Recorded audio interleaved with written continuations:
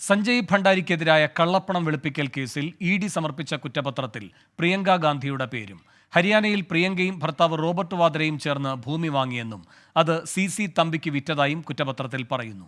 R Achuthan ഡൽഹിയിൽ നിന്ന് കൂടുതൽ വിവരങ്ങളുമായി ചേരുന്നു. അച്യുതൻ, എന്താണ് പ്രിയങ്ക ഗാന്ധിയെ പറ്റിയുള്ള ഇ.ഡിയുടെ പരാമർശം?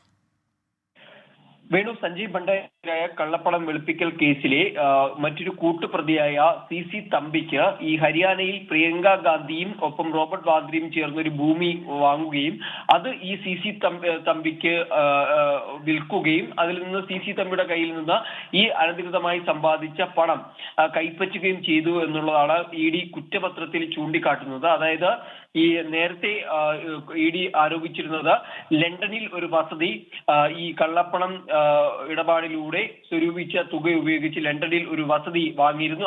ആ വസതി റോബർട്ട് വാദ്ര നവീകരിക്കുകയും അവിടെ താമസിക്കുകയും ചെയ്തിരുന്നു. അതിന് പിന്നാലെയാണ് ഇപ്പോൾ ഈ ഹരിയാനയിലെ ഭൂമി ഇടപാടുമായി ബന്ധപ്പെട്ടിട്ടുള്ള ആരോപണങ്ങൾ കൂടി ഇ.ഡി. കുറ്റപത്രത്തിൽ പരാമർശിക്കുന്നത്. അവിടെ ഈ ഹരിയാനയിലെ ഭൂമി പ്രിയങ്ക ഗാന്ധിയും റോബർട്ട് വാദ്രയും ചേർന്നാണ് വാങ്ങിയത്. ഇത് സി തമ്പിക്ക് വിൽക്കുകയും ഈ അനധികൃത സമ്പാദനത്തിലൂടെ കൈപ്പറ്റിയ തുകയാണ് ഇവർക്ക് നൽകിയതുമെന്നുമാണ് പരാമർശിക്കുന്നത്. ഇതാദ്യമായാണ് ഈ കേസിൽ പ്രിയങ്ക ഗാന്ധിയുടെ പേര് കൂടി ഇ.ഡി. ഉൾപ്പെടുത്തുന്നത്. പ്രത്യേക കോടതിയിൽ നൽകിയ കുറ്റപത്രത്തിലാണ് പ്രിയങ്ക ഗാന്ധിയുടെ പേര് ഉൾപ്പെടുത്തിയുള്ള ഇ.ഡിയുടെ പരാമർശം. ആർ അച്യുതനാണ് ഡൽഹിയിൽ നിന്ന് വിവരങ്ങൾ നൽകിയത്. ലോകത്തെവിടെയായാലും ഏത് സമയത്തും 24 വാർത്തകളും ഓഗ്മെന്റഡ് റിയാലിറ്റി പാക്കേജുകളും എക്സ്പ്ലെയിനറുകളും വിശദമായി കാണാൻ ഞങ്ങളുടെ യൂട്യൂബ് ചാനൽ നിങ്ങൾക്ക് സബ്സ്ക്രൈബ് ചെയ്യാം.